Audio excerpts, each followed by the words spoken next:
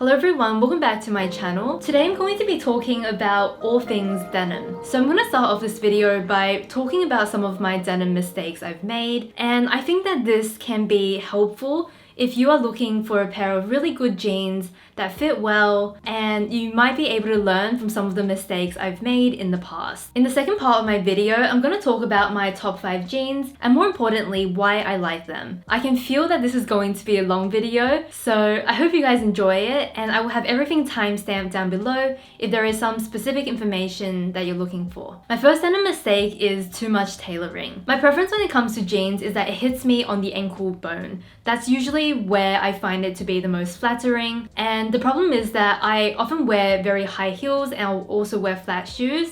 So where possible, I try to get it tailored so that when I'm wearing the heeled boot, it hits me around the ankle. And then when I'm wearing a flat shoe, I would just roll it up a little bit, and I don't mind doing that. I actually have some Uniqlo jeans that do come up a little bit short. So if I put it side by side, you can see what a difference a few extra centimeters can make in elongating my legs a little bit and making me, as someone petite, look taller. The perfect length of jean is really a preference thing, so I'm not telling everyone to go and get their jeans, right at the ankle bone, but I do recommend going with the right shoe when you are trying on jeans or when you're going to a tailor. Whether you do a flat shoe or a heeled shoe can actually significantly alter the look of your jean. So always keep that in mind when you're trying on or tailoring jeans. I feel like often I went too short because I didn't really factor in my shoes, and that was definitely a mistake. While we're talking about the hem, I thought I'd also mention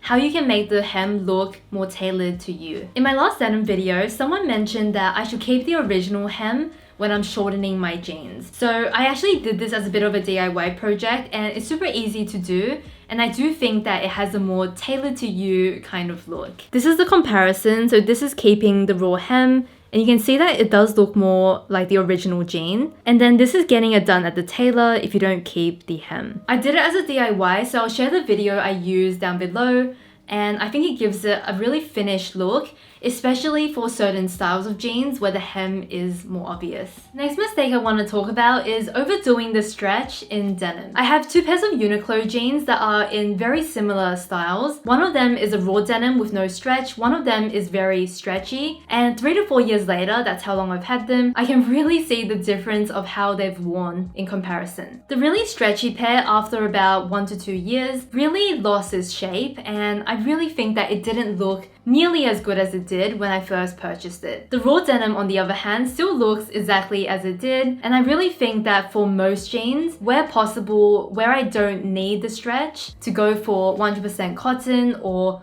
only 1 to 2% elastane. Stretchy denim has the obvious benefit of being comfortable, but the thing about rigid denim is that it lasts a bit longer, it holds its shape better, and it also molds to your body as you wear it. One of the worst mistakes I've made with denim is to go too small. I'm in between sizes. The smaller size always looks better, so it's really tempting to go for the smaller size. A lot of my jeans, I will admit, are not as flattering as they could be because they go up that size, but the alternative is that they'll pull across the hip and it'll be unwearable. So my recommendation is definitely to go up a size if you are in between sizes. A good example I can give you is with the Levi Ribcage jeans. I have had them in the 26 for quite some time now, and I tried on in the 25 as well to show you the difference. With the size 25, it catches on my hip and it fits really tightly with no wiggle room. And because of that, it forces the waist to be a bit higher. The whole jean is really uncomfortable. I will admit it looks a lot better than the 26 on the backside, on the leg, but the fact that I can't sit down in them is a complete deal breaker. With the 26, what happens is that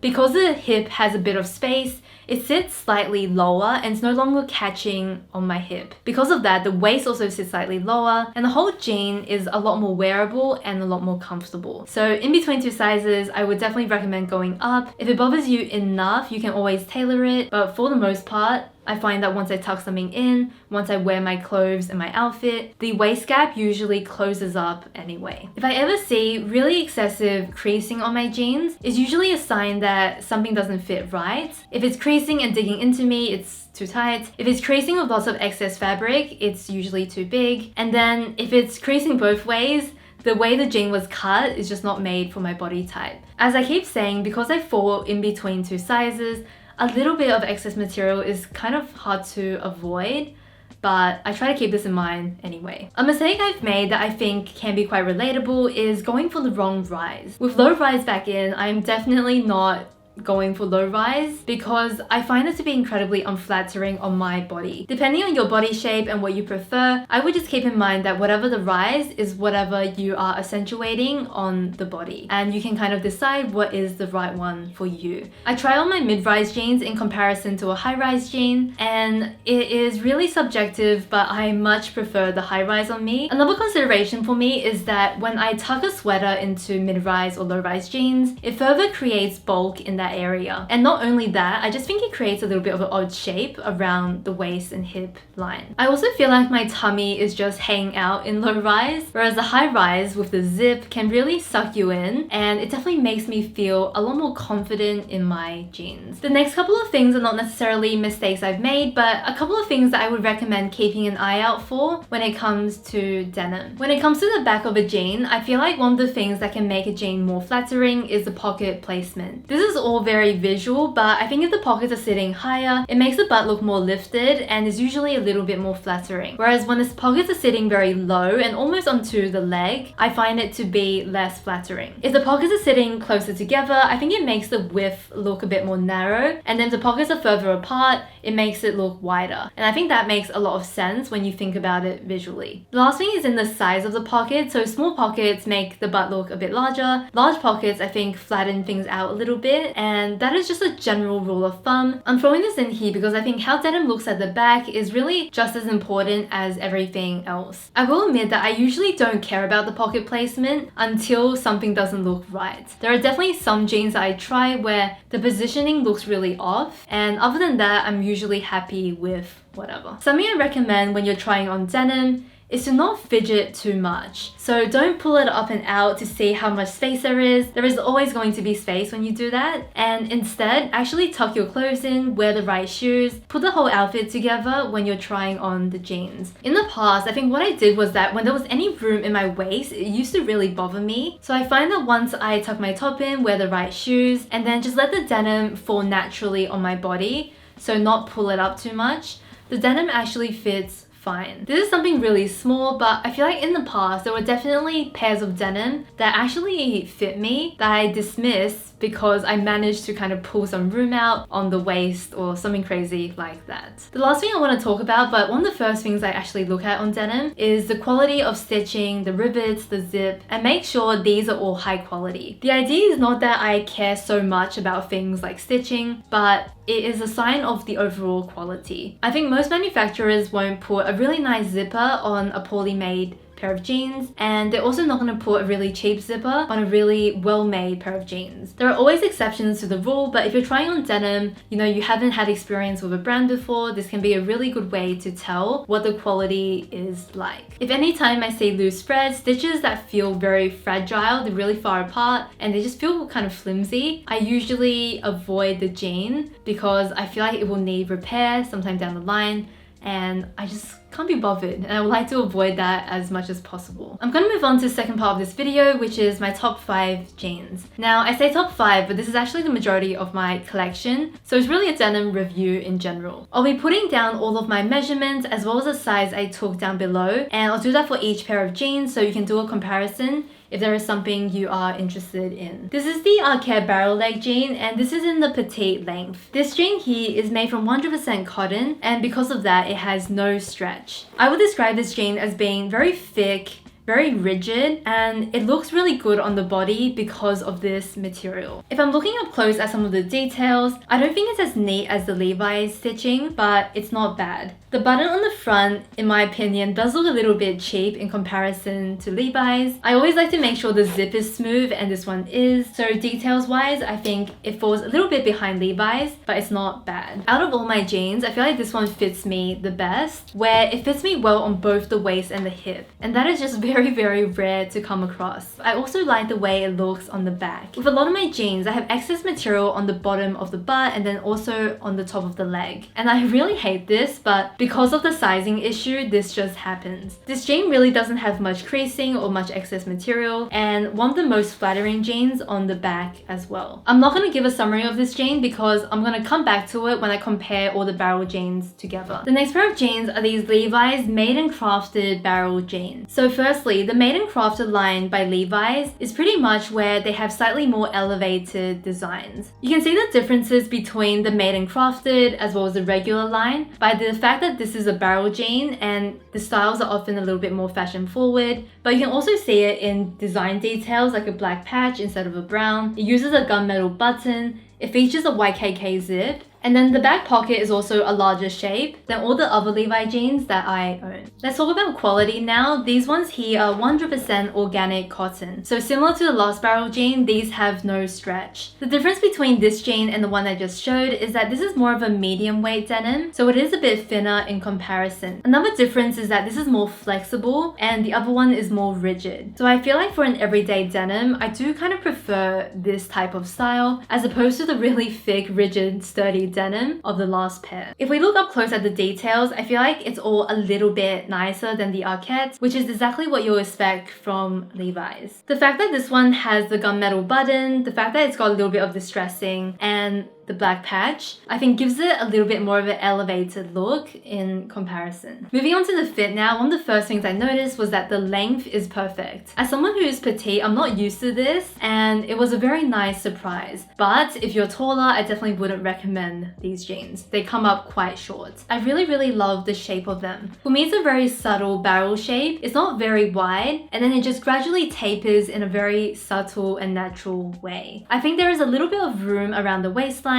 and then it fits me perfectly on the hip. This is my usual problem when it comes to denim. It fits me one place or the other, but I don't mind it too much because by the time I wear something tucked in, that waist gap closes up a little bit. On the back of the jean, I would say there's a bit of excess material, and that all comes down to the fact that I'm between the sizes. Overall, if I'm comparing these two jeans together, I would say I prefer the style of this because it's a lighter wash denim. I really like that leg shape, but when it comes to the fit, the Arket one definitely wins. When it comes to the material, this is really thick, but it's also more on the rigid side. And then this one is a slightly thinner, more comfortable, more flexible material that I slightly prefer for the everyday. Both of these jeans have their ups and their downs. I'm a huge fan of the barrel leg jean, and these are both in my top 5. While we're on the topic of barrel leg jeans, I also wanted to give my review on 2 other pairs of jeans, which I've decided not to keep, but also do like. This pair is the Whistles barrel leg jean. The reason why I even wanted to try these jeans is because Whistles came out with a barrel leg jean in 2017, and I believe they were the first brand to kickstart this barrel leg jean craze. When I put these on, I'm actually a huge fan of the way it looks. It's actually very flattering, and it makes a lot of sense because Whistles is more of a fashion brand. There are a few small things quality-wise that made me choose the Levi jeans over this pair. The first thing is that the pockets is really small. As with this little thing here, I wouldn't normally pay attention to this, but it is exceptionally small that it really made me notice it. It feels a little bit cheap, to be honest, when I can't put my hands into my pocket and when this zip here is so small. In comparison to the Levi's, this denim is once again thinner. Denim quality didn't wow me either. Even in the stitching, it feels a little bit messy. The smaller things in quality made me decide not to keep this, but I do really love the look of these, and I do appreciate that they have it in so many colors, including a white. The other jean I tried is the Citizen of Humanity Calista jean, and these were honestly amazing. Unlike the subtle Levi barrel jean, this one is a bit more dramatic. So it's quite wide on the barrel, and then it has a significant taper on the bottom. The denim was really thick and really soft. I knew if I kept them, I would definitely go for a lighter wash because darker wash denim is not something I wear as often, but the lighter wash was actually more expensive than the darker wash as well. So price-wise, I just couldn't quite justify it. They are definitely on my mind, so in the future, if I wear my barrel jeans a lot, I might take another look at them. For now, I would just admire them from a distance. They are very good jeans, material, fit, everything, but just a little bit very expensive. The next jean in my top 5 are the Levi Ribcage jeans. So these are very popular jeans. and I can't see why. What happened with these jeans was that previously I had the Levi wedgie jeans and they were fitting me very, very tight once, you know, lockdown happened and everything, so I needed to go up a size and I thought I would try this style instead. I've got this jean in two colors and they are slightly different. The material of this is 79% cotton, 21% lyocell. The lyocell I think is quite interesting and it's a material that Levi's is using in a lot of their jeans. This one on the other hand is 97% cotton. It's got 2% polyester in there and then 1% elastane. When I'm feeling the material, this one has no stretch whatsoever, and this one has a little bit of stretch because of that 1% elastane. The main difference is that if you like thicker denim, this is definitely the one for you. If you like thinner denim or you live in a warmer climate, I think the lyocell is a really good one to try. To the touch, these are both very soft and beautiful denim. So quality, I'm very happy with both of these. Moving on to the fit, one of the characteristics of this jean is that it's very high rise, and it's one of the reasons why people love it so much. I think that the high rise is really flattering. It's one of the reasons I love it so much. This jean is quite wide on the leg and then it just goes straight all the way down. The biggest difference in fit for me is that this one seems to suck me in a little bit more and it seems to contour to my body a little bit more. So even though I actually wear this color a lot more, this is probably the more flattering of the two. And I think it gets a lot more obvious when we look at the back. The way the back fits on this jean is really nice. I find that there's not too much excess material on the back, which I really appreciate. The back on this is not terrible, but there is a lot of excess material here. I honestly don't care because these jeans are so comfortable, I just wear them anyway, but there is a bit too much excess material for my ideal jean. Out of all my jeans, I would say this blue one is my most worn jean because it's very everyday, very comfortable and very practical. The fourth pair of jean I want to talk about is the Levi's High Loose Taper. Onto quality and material, this one is the same as this Ribcage jean here. These are both 79% cotton, 21% lyocell. Lyocell is a material that I do actually really like in jeans, and I'm happy to see that brands are using more of it. Because I just washed this jean, it is feeling a little bit more rigid than normal, but I would say this is a light to medium weight denim, and because of the material, it has no stretch. I've tried a lot of Levi jeans in the past, I've never had a problem, and this is no exception. I'm gonna move on to the fit because I think that's the most interesting part of this jean. I really like that this jean is so different to everything else I own. I own a lot of wider denim, even my straight leg jeans are kind of wide, and this is just a really nice alternative because it's quite slim through the leg. When it comes to the fit of this jean, I think it is quite accommodating in that it does fit my waist and my hip. So a lot of other jeans don't do this very well, but this jean and this style I think does a good job. It's similar to my Arket jean actually, where it does fit both pretty well. I think this is one of the reasons why it was getting quite a few good reviews. People who had struggled to find a jean to fit both found it in this style. With this jean, it was definitely a little bit long when it arrived, so I did get this tailored and I cut off a little bit of length before sewing the hem back on. This is another Levi jean that is very, very high rise, and alongside the fact that it's got a more tapered leg, I find this jean very elongating on me as someone petite. So if you're a petite person looking for a flattering, elongating jean, I think this is another one that you can try on. All in all, I would say my favorite thing about these jeans is that they're very unique in my wardrobe. It has very skinny and tapered leg, and I think that especially if you're a skinny jean person but you've been thinking about venturing out a little bit, this is a really good jean to try because there's not too much excess material, it's not too wide, too loose, or too baggy. The final pick for my top 5 is the Rag & Bone Maya jean. So this is the most premium jean I'm sharing today. Everything else has been in that mid-range kind of category, whereas Rag & Bone I think is definitely a lot more high-end. Disclaimer for this jean is that I purchased it as a last item, last size in stock purchase. So I got it for about 50% off the original price. Starting with the material, this is 98% organic cotton and then 2% elastane. I feel like there is definitely a little bit of stretch and a little bit of give on this. The closest material I'll compare it to is this jean over here. This one has 1% elastane and I can definitely see some similarities between these two jeans. If I'm looking at them side by side, I feel like this one is a little bit softer in comparison, but to be honest, there's not a huge difference in the denim feeling. If we look up close at the details, I do feel like we get a difference between this jean and some of the other pairs I've spoken about. The button has a little bit of a detail on it, and this is the kind of attention to detail I expect in a more high-end pair of jeans. The stitching on this feels perfect. Everything feels really uniform, and it just feels like a very strong stitch. So all in all, the attention to detail on this jean is really good, and honestly, with any high-end denim, I kind of expect to see all of this because it's like 3 times the price point.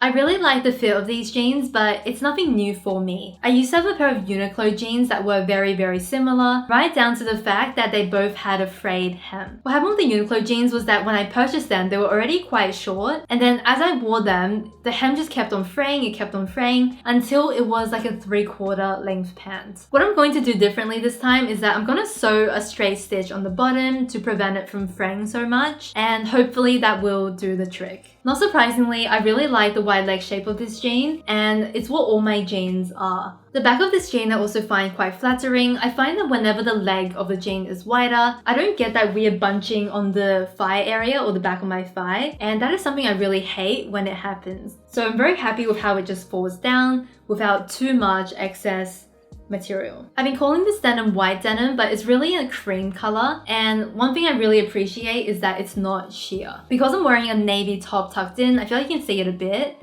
but even then it's not so bad as some other pairs of white pants would be in my wardrobe. Those are all of my top 5 denim picks, as well as my denim mistakes. If there was something you would like to know about any of these jeans that I didn't mention, let me know down below in the comments. I will have all my measurements and sizing in the description box below. Thank you so much for watching this video. If you enjoyed it, I would love for you to go hit the like button down below. I have 2 videos planned for next week, so I will see you very soon. Bye.